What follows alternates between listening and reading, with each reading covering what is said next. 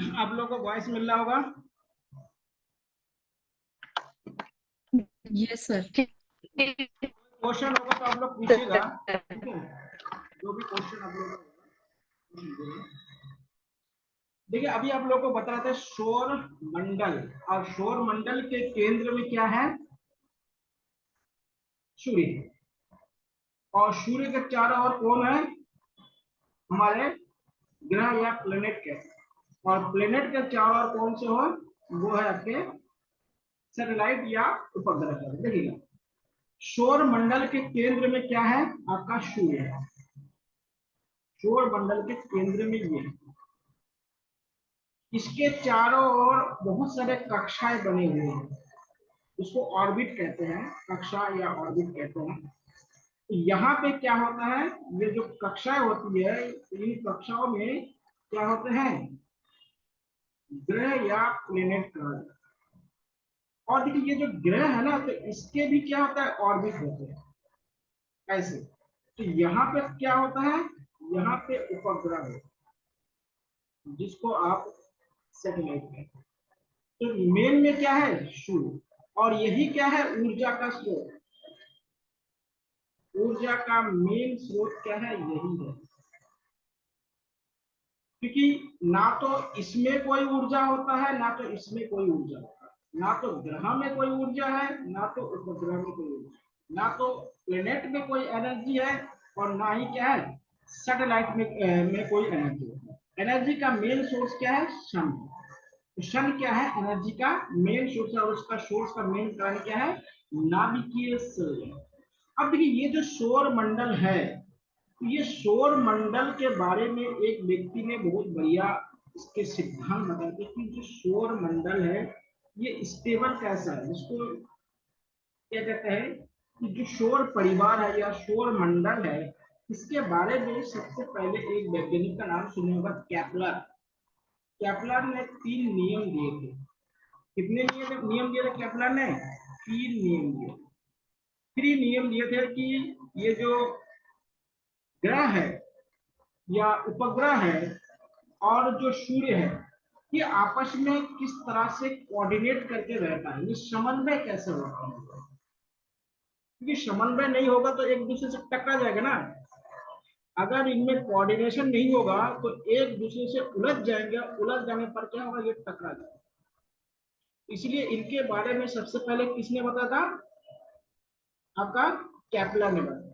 ठीक है, सबसे पहले तो इसमें कोपरनिकस ने बताया था, लेकिन कोपरनिकस ने क्या स्पष्ट नहीं कर पाए थे।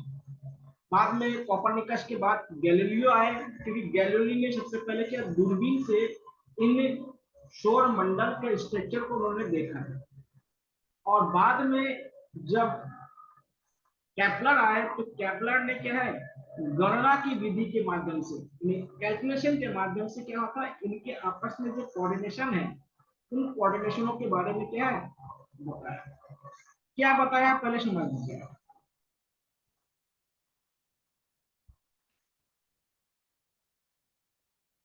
फिर क्या बताया पहले समझ लीजिए। केपलर, किसको केपलर के नियम कहते हैं।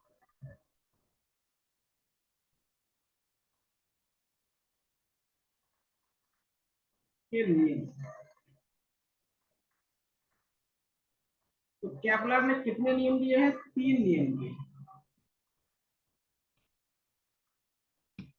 ठीक है, केपलर का जो पहला नियम है, ये बताता है कि जो हमारा ग्रह है यानी प्लेनेट है, चाहे वो सैटेलाइट हो चाहे वो प्लेनेट हो, वो क्या है? जो एक ऑर्बिट बनाता है या जो कक्षा बनाता है, उसका जो कक्षा होता है, जो उसका जो क्या होता है कक्षा, या जिसे आप ऑर्बिट कहते हैं इंग्लिश में, ये कैसा होना चाहिए? ये परवलयाकार होना चाहिए या इलिप्टिकल शेप में होना चाहिए। कैसे होना चाहिए? इसको यहाँ पे लिखेगा, अभी वित्तीय कार होना चाहिए, वित्तीय होना चाहिए। इसको इलेक्ट्रिकल कहा जाता है या परवलयाकार कहा जाता है। उसको हम जैसे कैसे, ये मान लेते सूर्य है और ये उनके ऑर्बिट होना चाहिए इस तरह से। तभी देखिएगा क्या होता है, सूर्य के नजदीक आ जाता है ग्रह, तभी क्या होता है, ग्रह क्या होता है, सूर्य के बहुत दूर चला जाता है। ठीक है, जब नजदीक आता है तो उसको क्या कहते हैं, उपसोर कहा जाता है।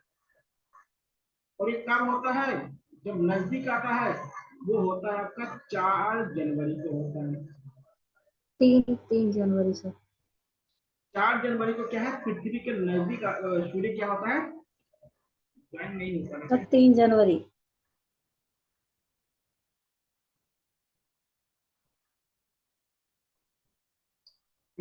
तो देखिएगा क्या होता है, 4 जनवरी को क्या होता है, जो ग्रह और जो पृथ्वी है, सूर्य है, उनके बीच की जो दूरी होता है वो कम हो जाती है। और सर जून को, 1 जून जो आने वाला ना, जून को क्या होता है, ये बहुत दूर चला जाता है। ठीक है, तो इसे अपशोर कहा जाता है।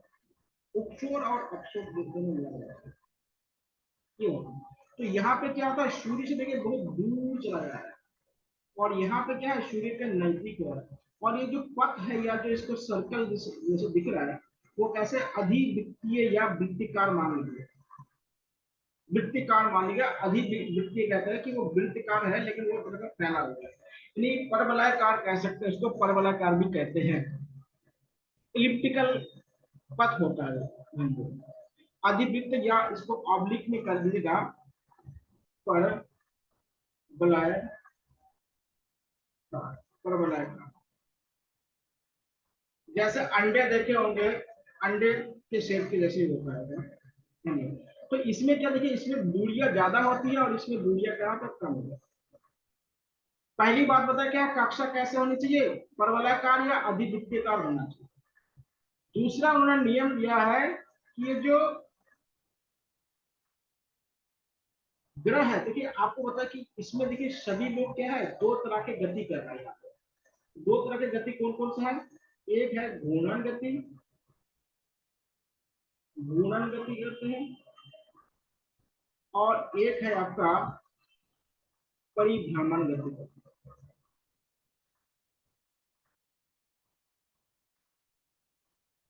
अब देखिए जब घूर्णन गति करते हैं और परिभ्रमण गति करते हैं, तो यहाँ पे क्या है, परिभ्रमण गति का कॉन्सेप्ट लगेगा। आप लोगों ने लट्टू खेलते हुए लोगों को देखे होंगे, देखिए वो लट्टू क्या होता है, अपने जगह पे भी घूमती है, और क्या होता है, वो थोड़ा सा सर्कल के रूप में भी क्या होता है, अपने आप को घूमते रहता है। तो सेम टू सेम क्या होगा, यहाँ पे सन और ग्रह के बीच में वैसा ही गति होती है। अब ये दूसरा उन्होंने बताया कि एकल यानी इकाई समय में इकाई क्षेत्रफल को पार करें। इकाई यानी unit time to unit, unit time एकांक या इकाई समय में इक्वल टू इकाई क्षेत्रफल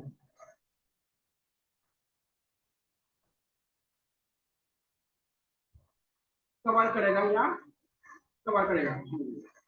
इसका मतलब क्या होगा, पहले समझ लीजिए, ये आपका ग्रह है और ये सूर्य है।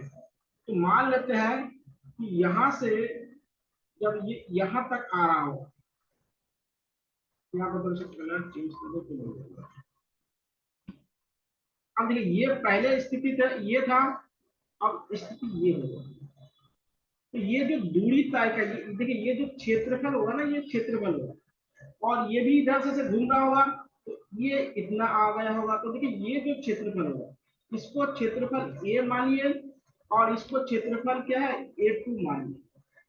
तो इसमें भी अगर मान लेते हैं, इसमें टाइम T1 लगा होगा और इसमें टाइम T2 लगा होगा। तो इसका मतलब क्या होगा कि time T1 equal to time T2, और area A1 equal to area A2। यानी जितना अगर ये 5 मिनट में इतना एरिया कवर किया, तो ये भी 5 मिनट में उतना ही एरिया कवर, समझ में लीजिएगा। अगर कोई क्या है, जब सूर्य के नजदीक हो उपग्रह, तो उस वो जितना समय में जितना एरिया कवर करेगा, जब वो सूर्य से दूर चले जाएंगे वो ग्रह, वो भी उसी समय में उतना ही एरिया कवर करेगा। इससे एक चीज बदल जाएगा, वो होगा क्या है, जो परिभ्रमण जो गति है वो बदल जाएगा। जब कोई ग्रह सूर्य के नजदीक होगा तो उसका परिभ्रमण गति का स्पीड बढ़ जाएगा। देखिएगा इसकी गति का स्पीड बढ़ जाएगा, क्योंकि देखिएगा इसकी लंबाई कम है तो इसकी स्पीड क्या होगी, बढ़ जाएगी। इसकी स्पीड क्या होगी, बढ़ जाएगी। और इसकी स्पीड क्या हो जाएगी, घट जाएगी। तभी तो दोनों बराबर कवर करेंगे, क्योंकि इसका देखिए ये बहुत लंबा है, इसका रेडियस क्या बहुत ज्यादा, रेडियस त्रिज्या बहुत ज्यादा है, इसका त्रिज्या बहुत कम है। तो इसको यहाँ पे क्या होगा, इसकी स्पीड बढ़ जाएगी और इसमें यहाँ पे क्या होगा, उस ग्रह का स्पीड कम। ये बात आप लोगों को समझ में आया होगा। ये दूसरा नियम है कि इकाई समय में इकाई क्षेत्र यानी unit time to unit area को कवर करें। अगर मान लेते हैं यहाँ पे जो ग्रह है इसको आप मान लेते हैं ग्रह यानी प्लेनेट P1 मान लीजिएगा और इसको मान लीजिएगा P2। तो P1 को जितना टाइम में जितना क्षेत्रफल कवर किया होगा उसी प्रकार से P2 भी क्या है उतना टाइम में उतना ही क्षेत्रफल कवर करेगा। टाइम सेम रहेगा, क्षेत्रफल भी सेम रहेगा, लेकिन क्या होगा जो P1 वाला जो ग्रह है उसकी स्पीड बढ़ जाएगी। कौन सी स्पीड बढ़ जाएगी, परिभ्रमण जो गति है उसकी स्पीड बढ़ जाएगी। और दूसरा है कि जो P2 जो ग्रह है यानी प्लेनेट 2 जो है उसकी गति कम हो जाएगी, क्योंकि उसकी क्या त्रिज्या बहुत ज्यादा है। तो इसको क्या कहते हैं, इकाई समय में इकाई क्षेत्रफल कवर करता है। ये दो नियम हो गया। तीसरा नियम ये बताता है कि ये जो देखिए ये जो यहाँ से यहाँ तक आने में जो टाइम T2 लगा है, यहाँ से यहाँ पे आने में जो टाइम T1 लगा होगा, क्या लगा होगा, T1 लगा होगा। और ये देखिए जो ये रेडियस है इसको मान लेते हैं R2 मान लीजिए, और ये जो रेडियस है इसको R1 मान लीजिए। तब उन्होंने तीसरा जो नियम दिया है उन्होंने बोला जो T square equal to R की पावर 3, R यहाँ पे क्या है, R बड़ा बना लीजिए रेडियस। ये T क्या है, इसको आवर्त काल कहा जाता है। आप लोगों ने पढ़ा होगा आवर्त काल। आवर्त काल का जो स्क्वायर होगा प्रोपोर्शनल टू जो रेडियस होगा यानी त्रिज्या होगा उसके क्यूब के बराबर होगा। इसलिए ध्यान रखिए क्यों होगा, अगर टाइम ज्यादा लगेगा तो उसमें क्या होगा, टाइम अगर मतलब क्या होगा, टाइम बढ़ जाएगा तो उसका क्या होगा, टाइम जैसे जैसे बढ़ेगा रेडियस भी उसी हिसाब से बढ़ेगा, और एक कम होगा तो कम होगा। तो इसको ध्यान रखिए। तो ये तीन नियम जो दिया है, इस तीन नियम को क्या कहते हैं, केपलर के नियम कहते हैं। इसे कहते हैं ग्रह और सूर्य के बीच में जो संबंध होता है उसको बताना। यानी सौर मंडल में जो एक दूसरे से जो ग्रह और उपग्रह और जो सन है सूर्य है उसके बीच में जो समन्वय स्थापित करना होगा या कोऑर्डिनेशन की बात करता है वो इस केपलर के सिद्धांत के माध्यम से क्या बताया गया है। इसको आप एक बार फिर से देख लीजिएगा, अगर नहीं आएगा पूछिएगा कल फिर से बताया जाएगा, लेकिन उसको याद करना चाहिए, क्योंकि आप लोगों का थोड़ा सा क्या है थ्योरेटिकल पेपर होगा, क्योंकि सब्जेक्ट है ना, जीएस नहीं है। जीएस नहीं है तो सब्जेक्ट है, तो थोड़ा सा क्या होगा उसको थोड़ा सा बढ़िया से करिएगा। जीएस होता है तो क्या होगा थोड़ा सा थ्योरेटिकल नहीं करते, ऊपर ऊपर से पूछ लेता है। अब देखिए सौर मंडल में ये क्या है, प्लेनेट है यानी ग्रह। ठीक है, सबसे बीच में क्या है, सूर्य है। सबसे बीच में क्या है, सन हमारा है। सौर मंडल का क्या है, इसको मुखिया कहा जाता है। ये क्या है, परिवार का मुखिया है। सौर मंडल का क्या है, ये मुखिया है।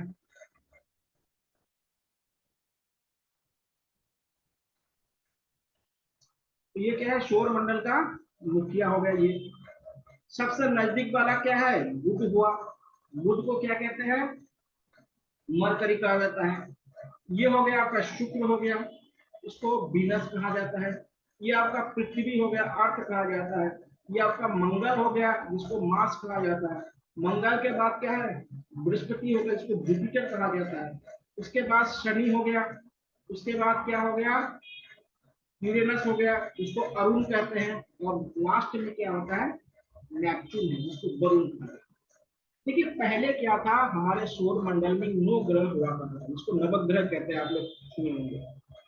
लेकिन 2006 में जो लास्ट के जो प्लेनेट था जिसको आप यम या प्लूटो कहते थे, उनको क्या है ग्रह की कैटेगरी से उनको हटा दिया गया। कब? 2006 में हटा दिया। ध्यान रखिएगा क्यों हटा दिया गया था, इसका मेन कारण है, देखिए अभी आपको बता कि ये जो जितने भी ग्रह है इसका अपना निश्चित क्या होता है, ऑर्बिट होता है। ये दूसरे के ऑर्बिट में ओवरलैप नहीं करता है। ओवरलैप मतलब एक दूसरे को काटता नहीं है, एक दूसरे के रास्ते को काटता नहीं है। अगर एक दूसरे के रास्ते को काटेगा तो टकराने की संभावना बहुत ज्यादा हो जाएगी, एक दूसरे से टकरा जाएंगे और फिर क्या खत्म हो जाएगा। लेकिन जो यम या जो प्लेटो के साथ एक कंडीशन था कि वो क्या हुआ है, नेपच्यून और जो यूरेनस है उनके ऑर्बिट में क्या ओवरलैपिंग कर रहे थे।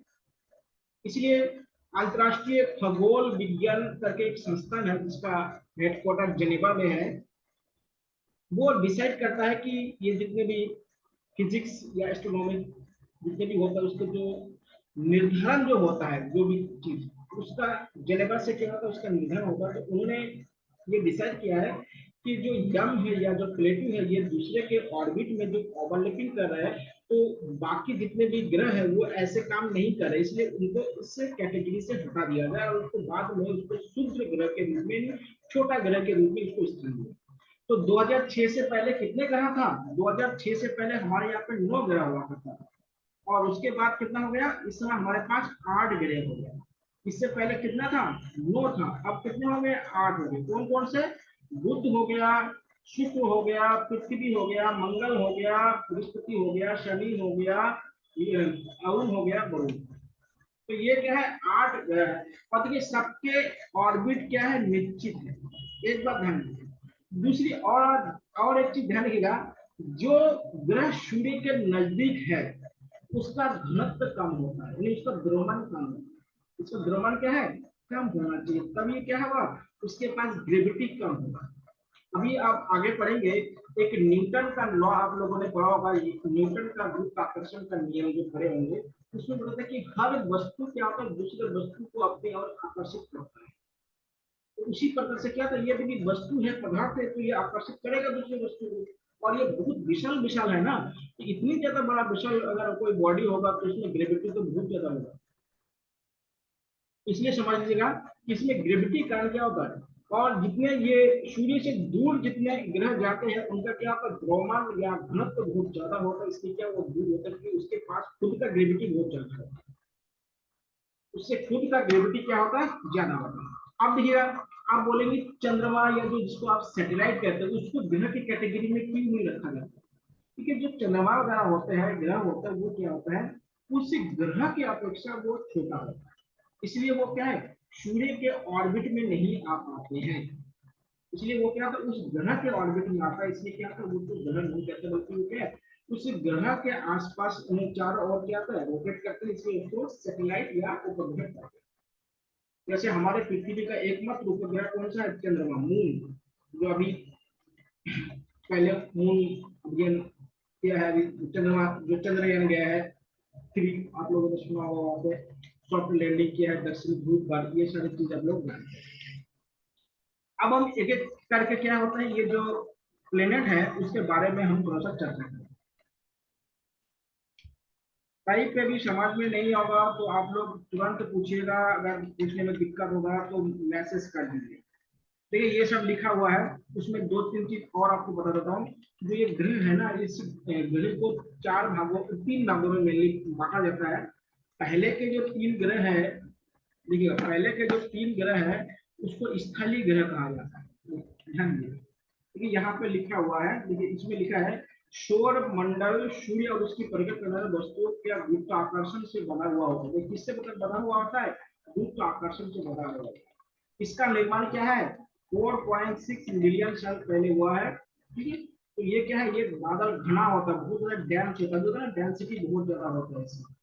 ठीक है, और सूर्य क्या है, एक प्रकार का तारा, ये क्वेश्चन बहुत बार पूछा गया, सूर्य क्या है, हाइड्रोजन के हीलियम में संलयन होने से क्या होता है, ये ऊर्जा प्रदान करता है। और सूर्य के जो बाहरी भाग होता है उसको प्रकाश मंडल या फोटोस्फीयर आपको बताया था, तो प्रकाश मंडल से ही मुक्त होता है। सूर्य के परिक्रमा करने वाले कितने ग्रह हैं? 8 ग्रह। सूर्य के क्रम से पहले जो 4 ग्रह है उसको क्या स्थलीय ग्रह कहा जाता है, जो बुध, शुक्र, पृथ्वी और मंगल। जो ग्रह गैस से बना हुआ है, बृहस्पति और जो शनि है वो गैस से बना हुआ है। आप लोग देखे होंगे जो शनि का अगर चित्र देखे होंगे तो उसके आसपास देखिएगा 7 रंग का वलय पाया जाता है, रिंग पाया जाता है। तो रिंग क्या है, गैस नहीं होगा तो रिंग का आकार कैसे बनता है। और जो दो ग्रह होते हैं जो बहुत ही सूर्य से दूर होते हैं उसको क्या है, बर्फ का ग्रह कहा जाता है, जैसे यूरेनस और नेपच्यून। क्या होता है, इसकी सतह क्या होता है, और सभी ग्रह के जो सतह होता है, जो उसका सरफेस होता है वो ठोस होता है। ठीक है, तो इन छोटे छोटे चीजों को आप लोग पढ़ लीजिएगा और नोट्स बना लीजिए बढ़िया से, जहां पे भी दिक्कत हो पूछिएगा।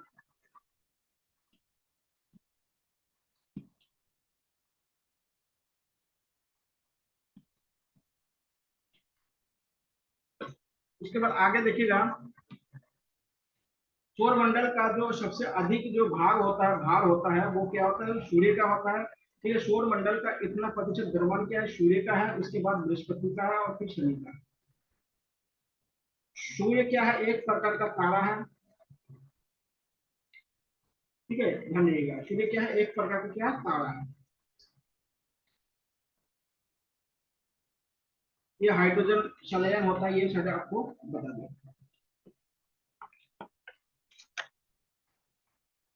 संलयन वगैरह होता है, ये आप लोगों को बता दिया था। संलयन वगैरह से ये क्या होता है, यहाँ पे एनर्जी।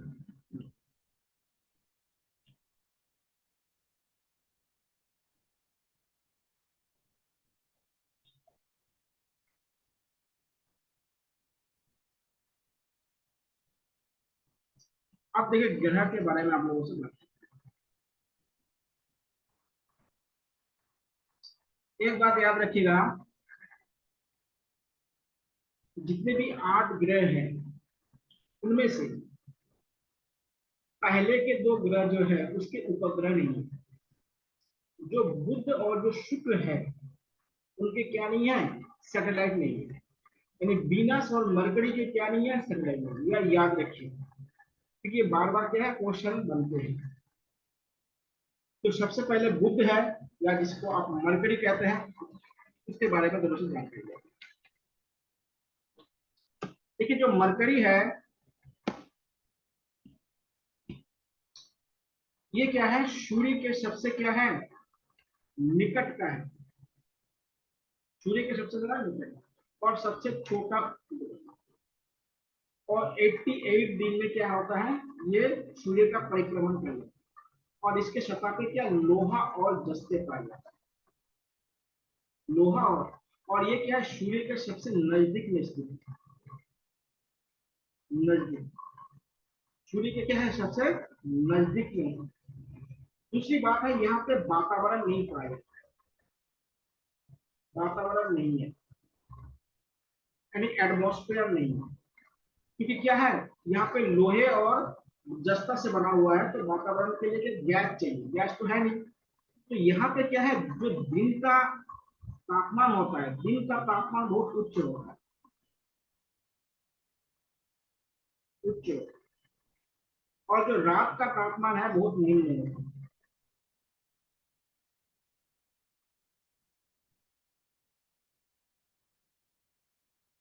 इसलिए यहाँ पे क्या है, जो तापांतर होता है, तो तापमान में जो अंतर होता है बहुत अधिक है। अगर आपसे पूछा जाए किस ग्रह का तापमान, किस ग्रह में तापांतर सबसे अधिक होता है, तो वो बताइएगा बुध।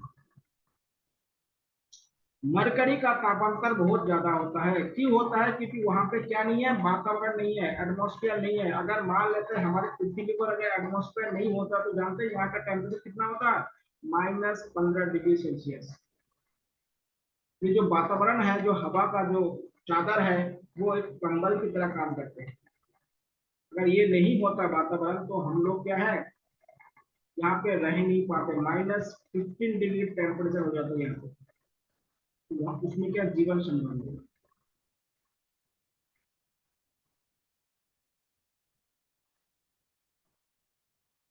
तो इसको समझिए।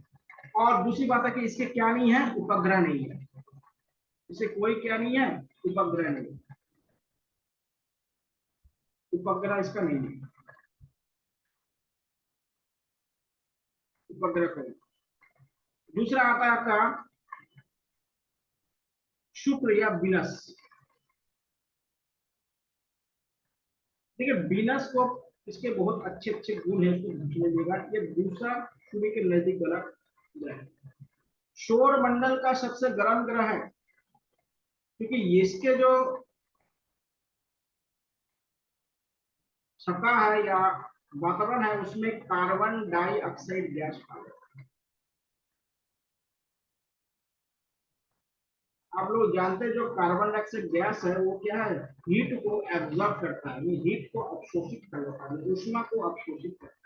इसलिए देखिए आजकल आपको या हम लोग को बोला जाता है कि पेट्रोलियम और डीजल का यूज होने वाला या कोयले के यूज होने वाले गाड़ी या जो भी मशीन है उसका इस्तेमाल कम से कम करना चाहिए, क्योंकि उससे क्या है कार्बन डाइऑक्साइड का क्या होता है ज्यादा उत्सर्जन होता है, और उससे क्या होता है कि जो हमारा पृथ्वी है वो क्या है हीट को क्या है ज्यादा एब्जॉर्ब कर लेता है, इससे पृथ्वी का आंतरिक तापमान क्या होता है बढ़ने लगता है, जिसे आप क्या कहते हैं ग्लोबल वार्मिंग कहा जाता है। ग्लोबल वार्मिंग के बारे में आप लोगों ने सुना है। तो ग्लोबल वार्मिंग का मेन कारण क्या है, कार्बन डाइऑक्साइड का बढ़ना, यानी कुल मिला के पृथ्वी के आंतरिक तापमान में क्या होना चाहिए, वृद्धि होनी चाहिए।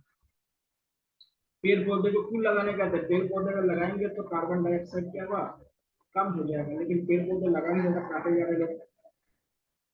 दूसरी बात है ये पृथ्वी के जैसा ही दिखता है, इसलिए पृथ्वी का जुड़वा बहन कहा जाता है इसको। पृथ्वी का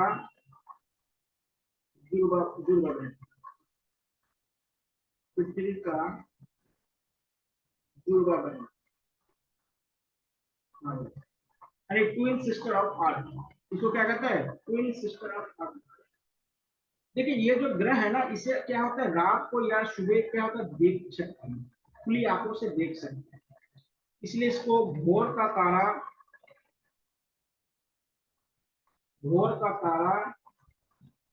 या शाम या सांझ का तारा कहा जाता है, तारा कहा जाता है, यानी मॉर्निंग स्टार या इवनिंग स्टार कहा जाता है, इसको मॉर्निंग स्टार या इवनिंग स्टार कहते हैं। आप शाम को पश्चिम दिशा में आप देखिए एक चमकीला सा तारा जैसे दिखाई देता है, वो तारा नहीं है बल्कि क्या है शुक्र है, यानी वीनस। वीनस क्या होता है शाम को और सुबह दिखाई देता है, सुबह जब हम 4 बजे 5 बजे जगेंगे 4 बजे तब दिखाई देगा, अगर नहीं जगेंगे तो नहीं दिखाई देगा। शाम को क्या 7-8 बजे के बाद क्या थोड़ा सा 8 बजे के बाद क्या तो दिखाई देता है, पश्चिम दिशा में दिखाई देगा। ठीक है, पश्चिम दिशा में दिखाई देने का एक बहुत ही इंपॉर्टेंट रीजन भी है। ठीक है, अधिकतर जो ग्रह है ना वो क्या है, जो हमारा घूमने का ग्रह का गति है वो है पश्चिम से पूरब की तरफ गति। देखिए अधिकतर जो ग्रह होता है उसका घूर्णन गति कैसा होता है, ये मान लेते हैं पूरब है और ये मान लेते हैं पश्चिम है, तो पश्चिम से पूरब की तरफ होता है। लेकिन दो ऐसा ग्रह है, एक तो शुक्र है और एक क्या है अरुण, उसको यूरेनस कहा जाता है। उनका गति क्या है पूरब से पश्चिम होता है, पूरब से कैसे होता है पश्चिम की तरफ, पूरब से पश्चिम की तरफ। अगर एक बात ध्यान रखिएगा, अगर हमारा पृथ्वी में जो गति है ना वो क्या है पश्चिम से पूरब होता है, इसलिए हमारा जो सूर्य उदय होता है यानी सनराइज होता है ना वो पूरब दिशा में होता है। अगर आप शुक्र पर चले जाएंगे तो शुक्र पर क्या होता है सूर्य उदय पश्चिम में होगा, क्योंकि वहां पे घूर्णन गति क्या है बदल जाता है, वहां पे पूरब से पश्चिम की तरफ घूर्णन गति है। ध्यान रखिएगा अरुण और जो शुक्र है इनका जो घूर्णन गति है वो क्या है पूरब से पश्चिम है, इसलिए क्या होता है इनको पश्चिम दिशा में दिखाई देता है। और बाकी जो बुध है पृथ्वी मंगल बृहस्पति उसके बाद शनि और वरुण जो है वो क्या होता है पश्चिम से पूर्व की ओर घूमती है, इसलिए हमारे यहाँ पे जो मॉर्निंग होता है वो क्या होता है पूरब दिशा में होता है। अगर हमारा पृथ्वी भी अगर पश्चिम दिशा में ऐसे होता पूरब से पश्चिम की तरफ अगर घूमती तो हमारे यहाँ पे भी मॉर्निंग कब होता है पश्चिम दिशा में होता है। ध्यान दीजिएगा ये छोटी छोटी बात और क्वेश्चन इसी से पूछ लेते हैं। दूसरी बात क्या होता है कि जो हमारा पृथ्वी जैसे एक्सिस पे या जितना घनत्व है पृथ्वी का वो लगभग क्या होता है, शुक्र का उतना ही है। इसलिए इसको क्या है, पृथ्वी का जुड़वा बहन कहा जाता है। मौसम भी लगभग सेम जैसा है, लेकिन वहां पे पानी का दिक्कत है। और सबसे क्या है, एक गर्म ग्रह है। क्यों गर्म ग्रह है? क्योंकि अभी आपको पता है कि इसमें कार्बन डाइऑक्साइड पाया जाता है, और इसे सबसे चमकीला ग्रह भी कहते हैं। मॉर्निंग स्टार्स और इवनिंग स्टार भी इन्हें कहा जाता है। इनके पास भी क्या है, उपग्रह नहीं है। सैटेलाइट क्या है, इनके पास भी क्या नहीं है, सैटेलाइट नहीं है। ध्यान दीजिए, इनके पास भी क्या है, सैटेलाइट नहीं है।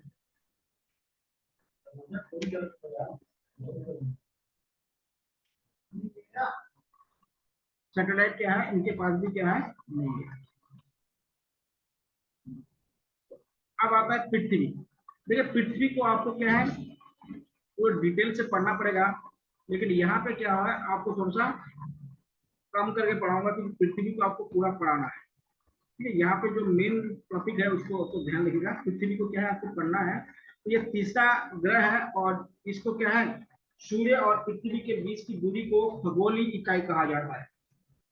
उसको याद रखिएगा, क्योंकि पृथ्वी को क्या है, आपको पढ़ना है, पूरा पढ़ना है, तो पृथ्वी को क्या है, अलग से पढ़ाएंगे। पृथ्वी में को अब यहाँ पे हम लोग नहीं पढ़ेंगे। दूसरा है मंगल। मंगल क्या है, पृथ्वी के बाद अगला ग्रह है। मंगल क्या चौथा ग्रह है, और ये कैसा ग्रह है, ये भी ठोस ग्रह है, आपको अभी बता था। इसे लाल ग्रह भी कहा जाता है। इसको क्या कहते हैं, लाल ग्रह भी कहा जाता है, ध्यान रखिएगा। इसे लाल ग्रह भी कहा जाता है, या इसको गैसीय ग्रह भी कहा जाता है। इसमें भी क्या है, ज्वालामुखी पाया जाता है, घाटी देखिए, पानी की पाया जाता है, घाटी पाया जाता है, ध्रुवीय बर्फ पाया जाता है। ये सारी कुछ क्या होता है, इसमें पाया जाता है। आप देखिए, आप लोगों ने सुना कि भारत ने भी क्या मंगलयान भेजा था, जो इस पे पानी की खोज करने के लिए भेजा। देखिएगा, मंगल ग्रह पे पानी है, लेकिन वो क्या ठोस अवस्था में है। ठोस अवस्था में क्या क्या होता है, इस्तेमाल नहीं किया जा सकता है। अगर वहां पे भी क्या है, पानी अगर लिक्विड अवस्था में हो जाएगा, तो वहां पे भी क्या जीवन संभव होगा। और पृथ्वी के बाद अगर कहीं पे जीवन संभव होगा, तो वो क्या होगा, मंगल पर भी संभव है। उसके बाद आता है बृहस्पति। बृहस्पति जो ग्रह है, वो क्या है, सौर मंडल का सबसे बड़ा ग्रह है। आप लोग जानते हैं सौर मंडल का सबसे बड़ा ग्रह कौन सा है, बृहस्पति है, जिसको याद रखिए।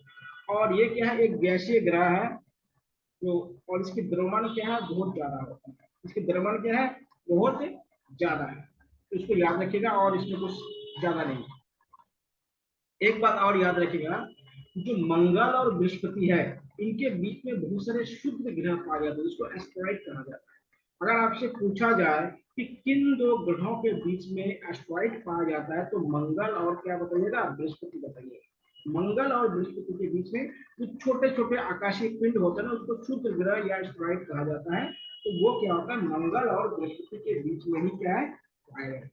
इतना आप लोग याद रखिएगा।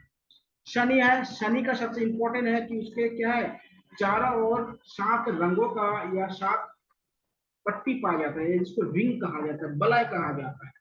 तो अगर आपसे पूछा जाए कि किस ग्रह में बलय पाया जाता है, तो वो शनि है। और शनि क्या है, एक गैसीय ग्रह है। शनि क्या है, गैसीय। और ध्यान रखिएगा, बृहस्पति के बाद शनि क्या है, सौर मंडल का दूसरा सबसे बड़ा ग्रह है। सौर मंडल में शनि बृहस्पति के बाद सबसे बड़ा ग्रह, यानी सेकंड नंबर पे क्या है, ये ग्रह। ठीक है, और यहाँ पे जो टाइटन नामक जो उपग्रह है, वो क्या शनि में पाया जाता है। शनि के पास क्या सबसे अधिक उपग्रह है, धनी सैटेलाइट जिसे कहते हैं, उनके पास। उसके बाद अरुण है। अरुण को पीला ग्रह भी कहा जाता है। अरुण को या यूरेनस को क्या कहते हैं, पीला ग्रह कहते हैं। और ये 7वां ग्रह है, और इसमें कुछ विशेषता है नहीं। इसमें ये क्या है, बर्फ है, ये पूरा का जमे हुए ग्रह है। इसलिए आपको बता था कि अरुण और जो वरुण है, यानी यूरेनस और जो नेपच्यून है, ये क्या है, इसको बर्फ या बर्फीय ग्रह कहा जाता है, ठोस ग्रह कहा जाता है। तो इसको ध्यान रखिएगा, ये क्या है, ठोस ग्रह के रूप में है। उसके बाद जो लास्ट ग्रह है, वो है आपका वरुण। ये क्या है, सौर मंडल के सबसे अंतिम ग्रह है, या सबसे बाहरी ग्रह कह सकते हैं। ये भी क्या है, ये इसका जो वातावरण क्या है, बहुत ही क्या है, जमी हुई है, ये बर्फ से ढकी हुई चीज है। आप थोड़ा सा आपको बताते हैं शुद्र ग्रह के बीच बारे में। देखिए ये क्या है,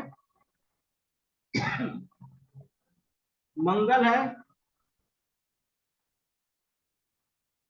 ग्रह है, और ये क्या है आपका बृहस्पति ग्रह। इनके बीच में छोटे छोटे क्या है शुद्र ग्रह इस तरह से गति करते हैं। इसको क्या कहते हैं, शुद्र। तो ध्यान रखिएगा, शुद्र ग्रह कहाँ पाया जाता है, मंगल और बृहस्पति ग्रह के बीच पाया जाता है। मंगल और बृहस्पति ग्रह के बीच में क्या पाया जाता है, शुद्र ग्रह पाया जाता है। अब थोड़ा सा एक चीज और जान लीजिएगा, आप लोगों ने सुना होगा, उल्का पिंड के नाम सुना होगा। उल्का पिंड का नाम सुना, अब उल्का पिंड क्या है पहले समझिए। एक है उल्का पिंड, जिसे इंग्लिश में कॉमेट कहा जाता है। तो ये उल्का पिंड क्या होता है, एक गैस का क्या होता है, गैस का बना होता है। उल्का पिंड क्या होता है, गैस का बना होता है। अब ये गैस होगा और गैस में अगर गति होगा तो उसमें क्या होता है, आग लग जाता है। जब उल्का पिंड गति करता है तो उसका क्या क्या होता है, वो उसमें आग लग जाता है। और कभी कभी क्या होता है, ये अपने रास्ते भटक जाते हैं और दूसरे ग्रह की तरफ चले आते हैं, जैसे पृथ्वी की तरफ चला आता है। तो मान लिया कोई उल्का पिंड क्या है, रास्ते जब भटक जाता है तो क्या पृथ्वी की तरफ चला आता है, और इसका जो रफ्तार होता नहीं, गति होता है, बहुत तेज होता है। और आपको अभी बताऊंगा, हमारे जो वायुमंडल है उसमें एक मंडल है जिसको मेसोस्फीयर कहा जाता है, मध्य मंडल कहते हैं। वहां पर क्या ये उल्का पिंड जल के राख हो जाता है। लेकिन किसी कारणवश अगर वो पूरी तरह से जल नहीं पाते हैं और उसका गति बहुत तेज होता है, तो वो पृथ्वी तक पहुंच जाता है। और पृथ्वी में जहां पे ये गिरता है ना, वहां पे आप लोग क्या कहते हैं, या हम लोग क्या कहते हैं, बिजली गिरना कहते हैं। हमने सुना था बिजली गिरने से कितने लोग मरे गए। तो देखिए, जब ये जो उल्का पिंड अभी बता रहे गैस से बना हुआ, और गैस क्या है, बहुत तीव्र गति से आ रहा है। तीव्र गति से जब गैस आएगा तो वायुमंडल में जो आयंस है ना, उससे ये घर्षण करेंगे तो इसके अंदर क्या होता है, आयन पैदा होता है। इसलिए ध्यान रखिएगा, जहां जब भी आपको लगे कि कहीं पे उल्का पिंड या इस तरह के बिजली गिरने वाला है, तो पेड़ के नजदीक में मत जाइए। क्योंकि पेड़ में क्या होता है, बारिश होने पर वहां पे नेगेटिव पे क्या होता है, आयन बनने लगता है। तो पेड़ क्या होता है, वो जल्दी क्या होता है, उस उल्का पिंड या जो भी आकाशीय बिजली है उसको ज्यादा खींच लेता है। सबसे बढ़िया है, अगर आप जो गाड़ी वगैरह होता है, कार वगैरह होता है, इसमें क्या होता है, आयन नहीं होता है। क्योंकि ये कैपेसिटर होता है, जितने भी कार वगैरह होता है, ये सब सुरक्षित होता है। कभी भी कहीं उल्का पिंड गिर रहा हो या कहीं बिजली गिर रहा हो, तो पेड़ पौधे से दूर रहिए।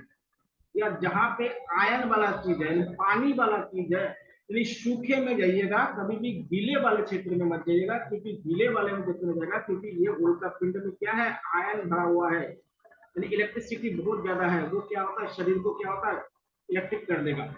फिर क्या होता है, आदमी मर जाएगा। इसे देखिए, बिजली गिरने पर